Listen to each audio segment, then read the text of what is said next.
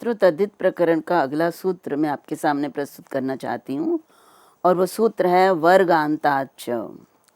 और इस सूत्र में दो शब्द हैं, वर्गांत और फिर वर्गांतात और च, और पंचमी अंत है ये।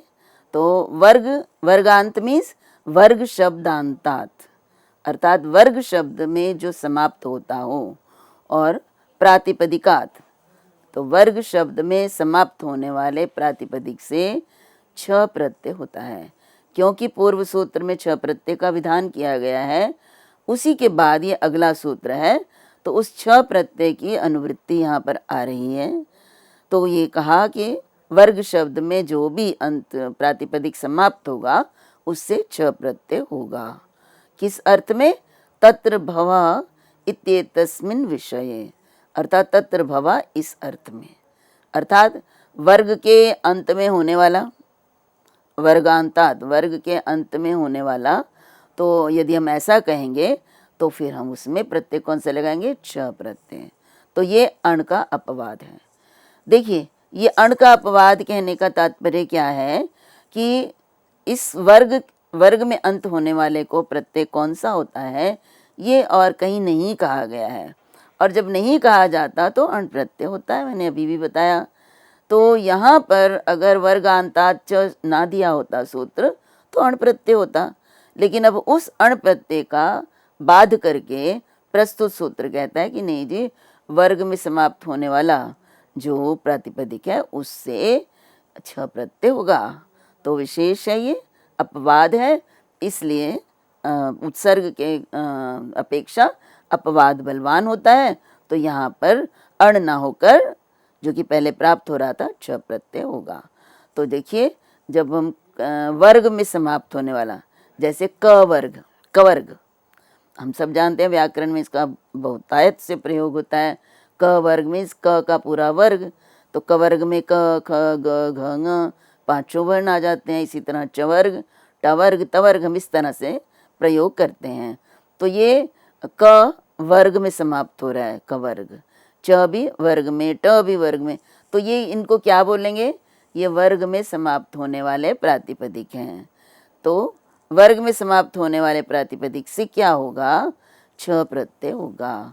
तो जैसे कवर्ग हो गया, कवर्गे भवम, कवर्ग में होने वाला, किस अर्थ में होगा प्रत्यय? देखिए, अर्थ को ध्यान में रखना है। तत्र भवा की अनुवृत्ति चली आ रही है अर्थ बताने के लिए। तो एक तो ये होगा कि वो कवर्ग जो है प्रातिपदिक वो सप्तम्यंत होना चाहिए, तत्र भवा। मैंने बताया आपको पूर्व में भी, तत्र जहाँ पर भी ये प्रयोग होता है उसमें तथा, तत्र, इससे यही पता चलता है कि वो जिससे प्रत्यय करेंगे वो किस विभक्ति में होना चाहिए। तो तत्र सप्तमी के लिए प्रयुक्त होता है ना, तो यहाँ पे सप्तम्यंत होना चाहिए जिससे प्रत्यय लगाया जाएगा। वर्ग में समाप्त होने वाला होना चाहिए और उससे फिर हम छ प्रत्यय करते हैं। तो जैसे कवर्ग होता है, ये वर्ग में समाप्त हो रहा है ना।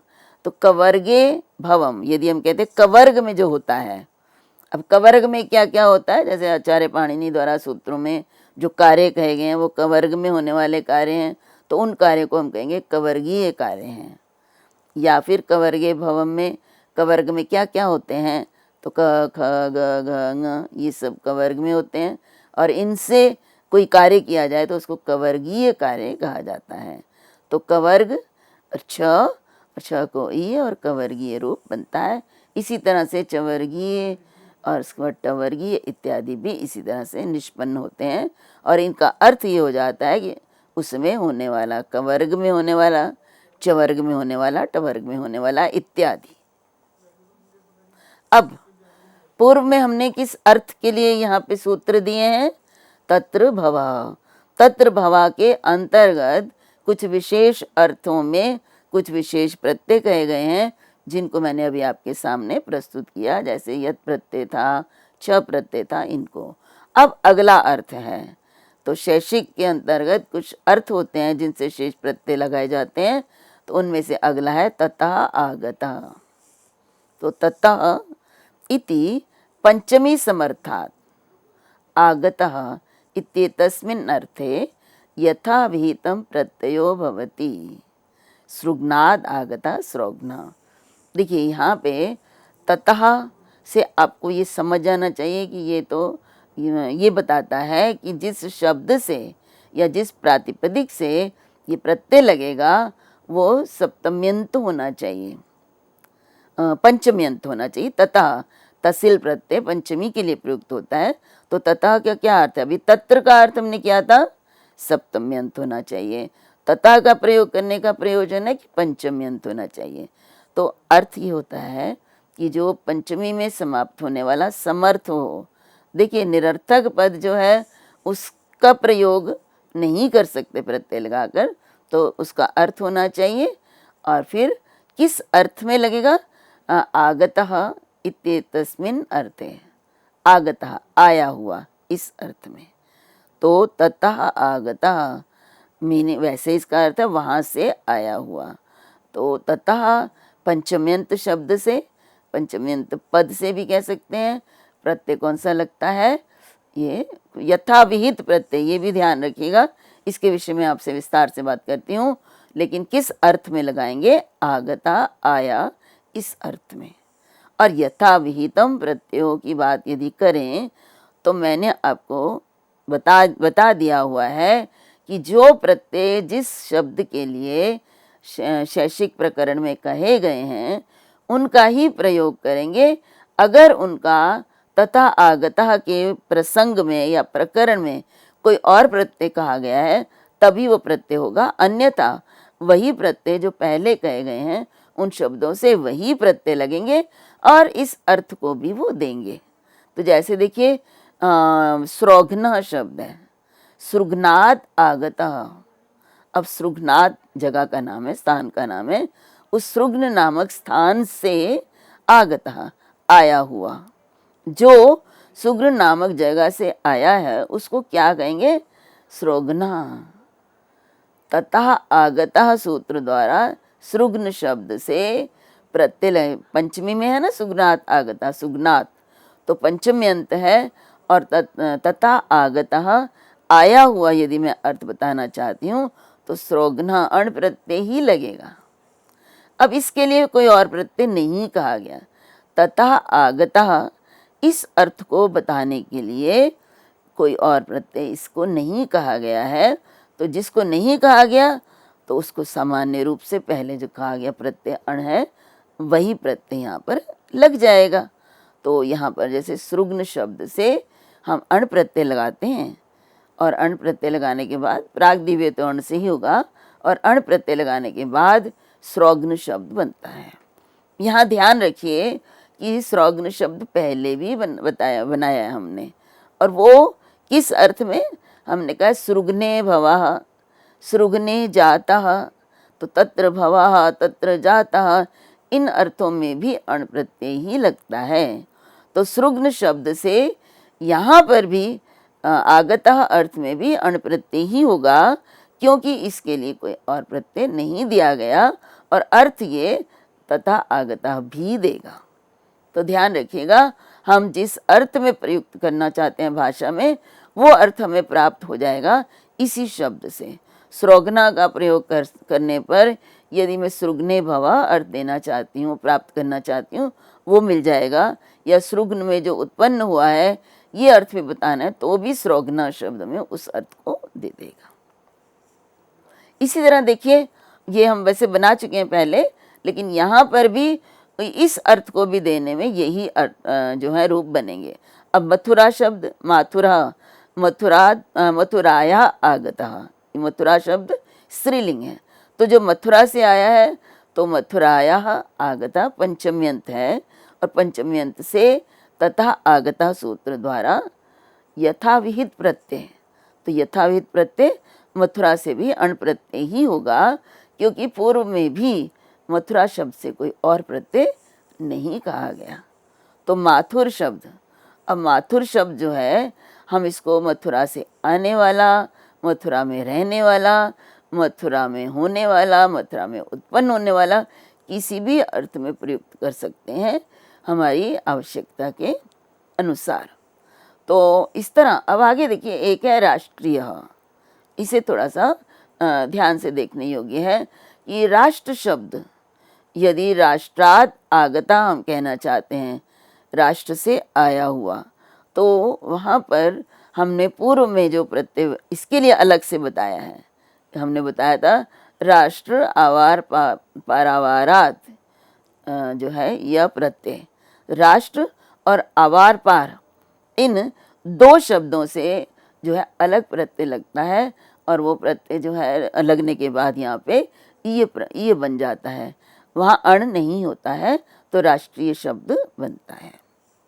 अब इस सूत्र को समझने के लिए यहाँ पे तथा का जो प्रयोग किया गया है, इसके लिए कहा कि तथा इति मुख्यम अपादानम विवक्षितम यत् तदिह गृह्यते न अंतर्यकम। ये बहुत ध्यान देने योग्य है कि इस सूत्र में तथा का जो प्रयोग किया गया है, इससे मुख्य अपादान विवक्षित है। अर्थात अपादान, आपको पता है ना, अपादान में पंचमी लगती है, और अपादान क्या होता है?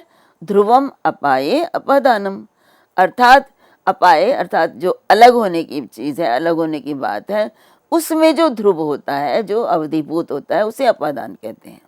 अर्थात जहाँ से भी अलग होते हैं वो अपादान कहलाता है। तो यहाँ पर वो ये कहना चाहते हैं कि तथा का प्रयोग करने का प्रयोजन ये है कि जो मुख्य अपादान है उसी से ये प्रत्यय होगा, नान्तरियक मीन्स जो गौण है, मुख्य नहीं है, उससे नहीं होगा। तो देखिए उदाहरण है आपके सामने, सृग्नात् आगच्छन् वृक्ष मूलात् आगतः इति। यहाँ देखिए एक कहा सृग्न से आता हुआ, वृक्ष के मूल से आ गया। तो यहाँ देखिए वृक्ष मूल से आगता, तो यहाँ पे तथा आगता वृक्ष मूलात् आगता, या वृक्ष मूल से प्रत्यय नहीं होगा। क्यों नहीं होगा? क्योंकि वृक्ष मूल से आया हुआ ये मुख्य नहीं है। उसने कहा सृग्न नामक स्थान से जब आ रहा तो आते आते वृक्ष मूल से आ गया, तो ये जो अपादान है वृक्ष मूल जहाँ से वो आया है वो मुख्य नहीं है, गौण है। इसलिए यहाँ पर वृक्ष मूल शब्द से प्रत्यय नहीं होगा। तो इसी तरह और उदाहरण है आपके सामने, ग्रामात् आगतः, जब हम कहते ग्राम से आया हुआ, तो इससे देखिए इससे भी प्रत्यय बोल चुके हैं पहले, अन्य अर्थों में इस ग्राम शब्द से भी प्रत्यय कहे गए हैं, वही प्रत्यय यहाँ पर भी उस अर्थ में ही उस अर्थ में भी होंगे जो इस तथा आगता में बताया गया है। तो कौन सा सूत्र था? ग्रामाद य खयौ, कि जो ग्राम शब्द है उससे शेष अर्थों में एक तो प्रत्यय लगता है य, और एक खय प्रत्यय, दोनों प्रत्यय लगाते हैं। तो वैसे वहाँ पर हमने ग्राम में रहने वाला, ग्राम में उत्पन्न होने वाला, इन अर्थों में ख और या और खय प्रत्यय किए थे, लेकिन यहाँ पर भी यदि हम ग्राम से आया हुआ अर्थ देना चाहते हैं तो वहाँ पर भी हम इसी सूत्र से यही प्रत्यय करेंगे और अर्थ तथा आगता हमें प्राप्त होगा। तो जैसे मैं कहती हूँ ग्रामात् आगता, तो तब भी हम ग्राम शब्द से यह प्रत्यय लगा लेंगे। तो ग्राम से जब हम यह प्रत्यय करते हैं तो म के अ का यस्येति च से लोप करते हैं तो ग्राम्य शब्द बन जाता है। तो ग्राम्य शब्द के अब हमें कई अर्थ प्राप्त हो गए। तो ग्रामे भवः, ग्रामात् आगतः, ग्रामे जातः, ये सब अर्थ हम इस ग्राम्य शब्द से प्राप्त कर लेते हैं आवश्यकता के अनुसार। और इससे हम खय प्रत्यय भी करते हैं, और खय प्रत्यय करने पर ख के स्थान पर ईन हो जाता है। तो ग्राम ईन न को न करके पहले भी हम इसका रूप बना चुके हैं, तो ग्रामीण शब्द बन जाता है।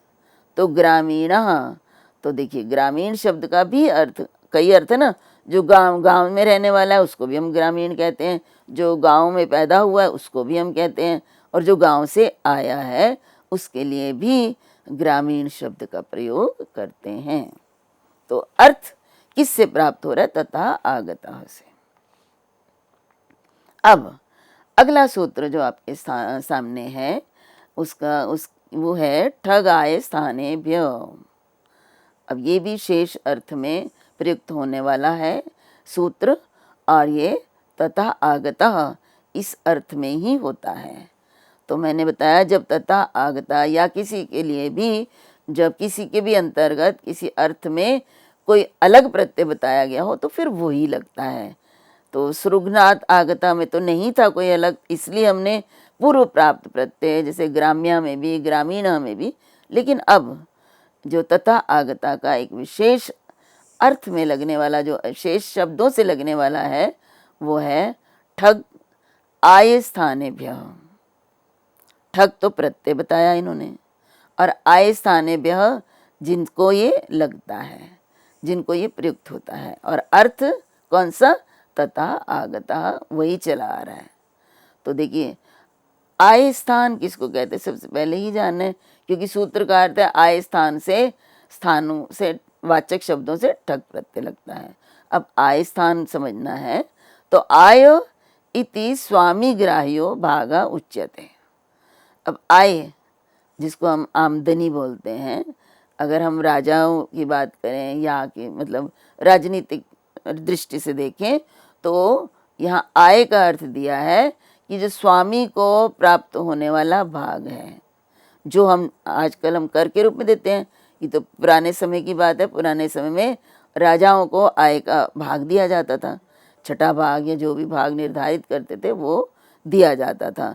और आय केवल मुद्रा के रूप में नहीं, हम जो कुछ भी कार्य करते हैं, यदि कोई सोने का काम करता है तो सोने के रूप में, अनाज का काम करता है तो अनाज के रूप में स्वामी को अपनी आय का भाग दिया जाता था, उसे आय कहते हैं।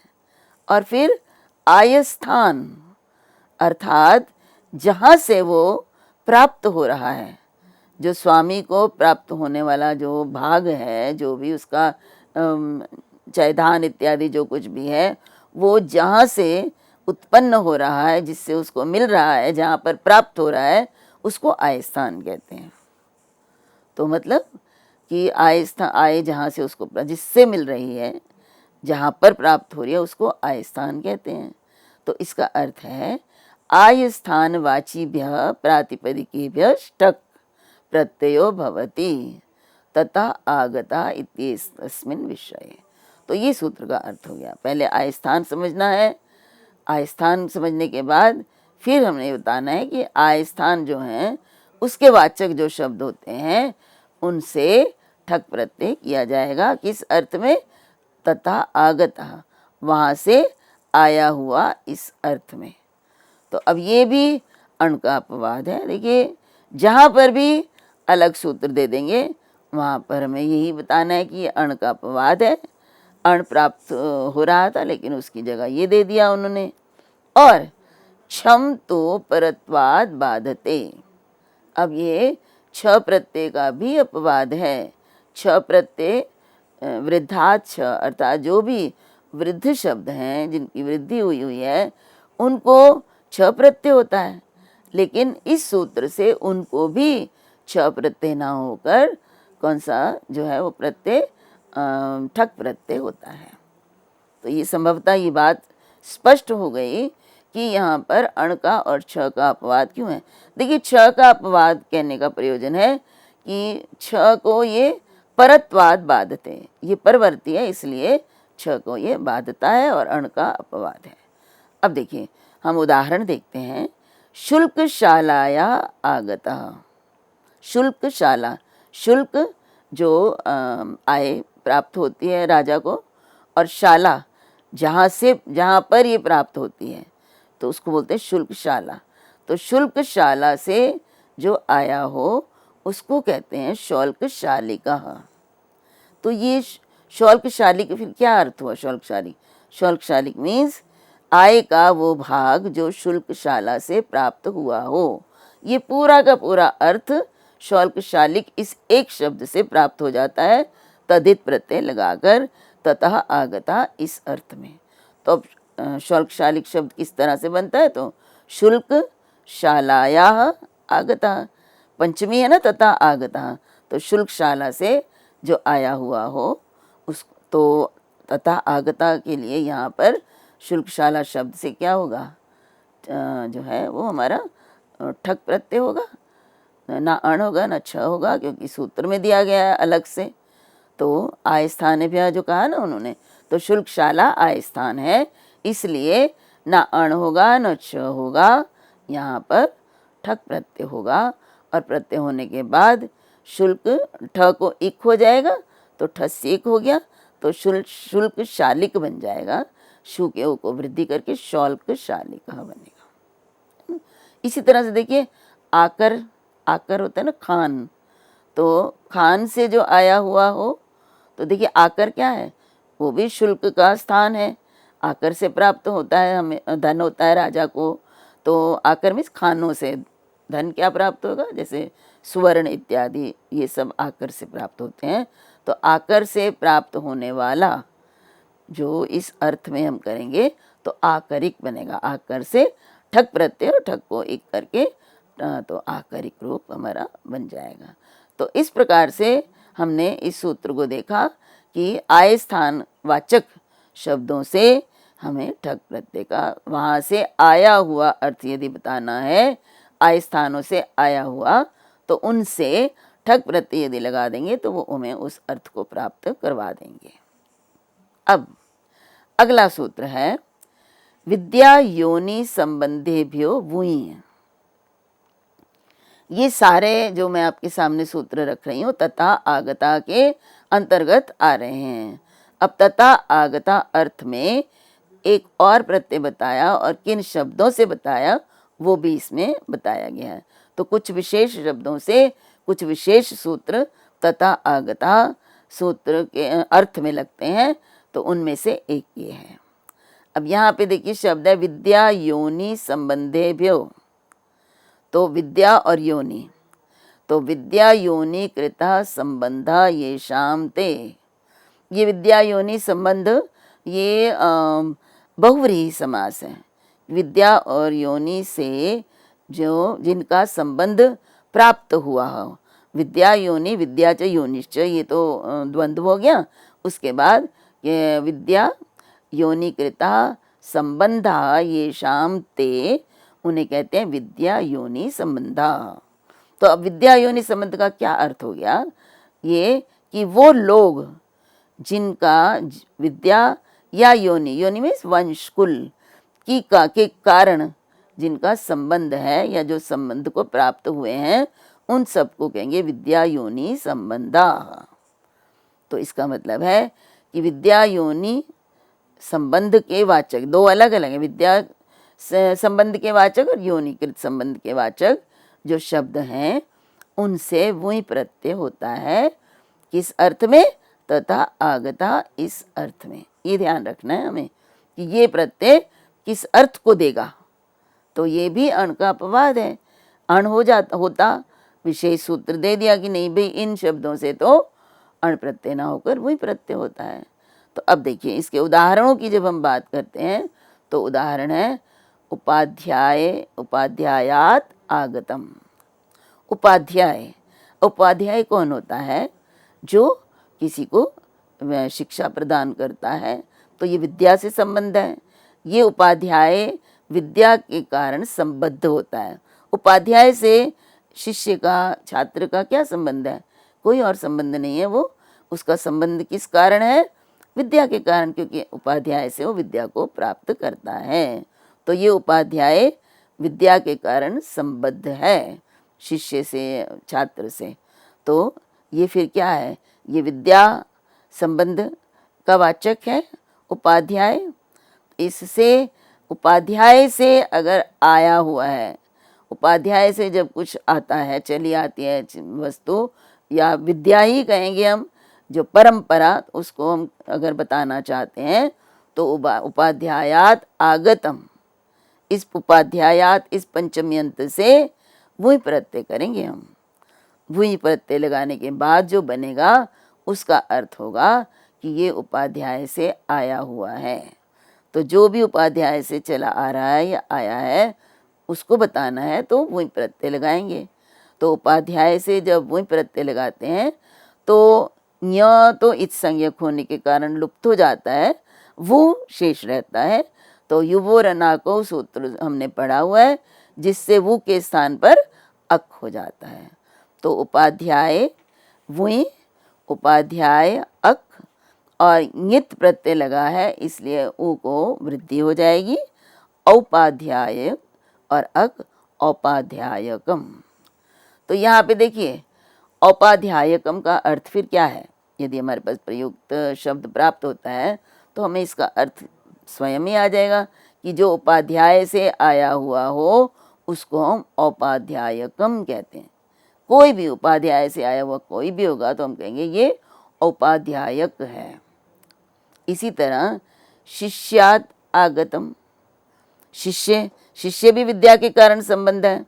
शिष्य का संबंध शिष्य गुरु के साथ या किसी के साथ किस कारण से है? विद्या के कारण। विद्या के कारण ही जो है वो शिष्य कहलाता है। शिक्षा ग्रहण करने के कारण शिष्य होता है। तो इसी तरह शिष्य से जो आया हुआ है तो शिष्यात आगतः, तो शिष्य फिर आगत अर्थ में फिर वही प्रत्यय होगा, अक हो जाएगा, शी के ई को वृद्धि आई हो जाएगी तो शैष्यकम बन जाएगा। इसका अर्थ होगा शिष्य से आया हुआ। अब आचार्य भी, उपाध्याय आचार्य दोनों ही हमारे शास्त्रों में इनका दोनों में भेद है। उपाध्याय तो वृत्ति के लिए जो पढ़ाता है, लेकिन आचार्य जो है वो उसको बिना वृत्ति के आचारम ग्राह्यति आचार्य। तो आचार्य यहाँ पे विद्या से संबद्ध है।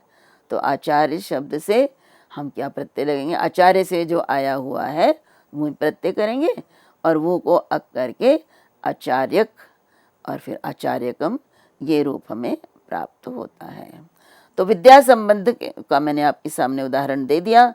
अब योनि से संबंध, योनि में वंश या कुल के कारण जो संबद्ध होते हैं उनको भी यदि वहाँ से आया हुआ इस अर्थ में हम बताना चाहते हैं तो उनसे भी वही प्रत्यय होता है। तो उसका देखिए एक उदाहरण है मातामह का।